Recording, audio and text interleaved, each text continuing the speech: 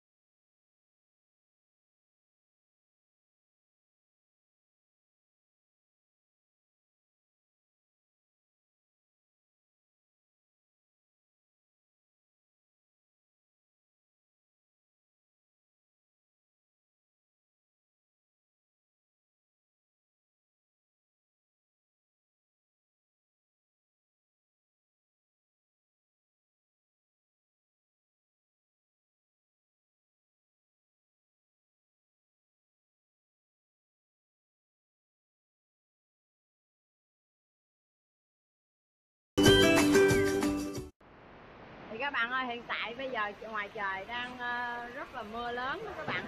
Thì mình đang chờ những cái người nghèo họ đến họ nhận phần quà. Mưa, các bạn thấy trời mưa rất lớn không? Thì điểm tập kết quà là ở nhà thờ phường Thạnh, thành phố Long Xuyên. Những phần quà gồm gạo, mì và sữa. Quá mưa rồi các bạn.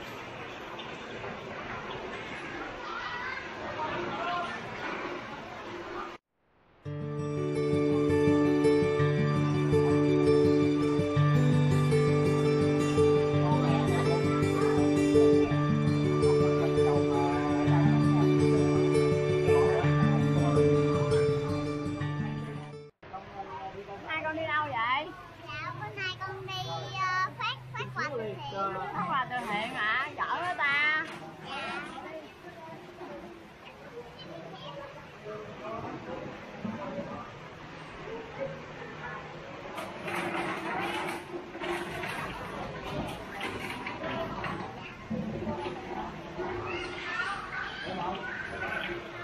Em không?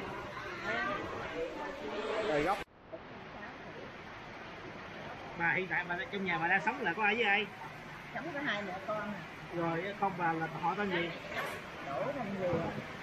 Đỗ Thanh Huyền là nam nữ bà?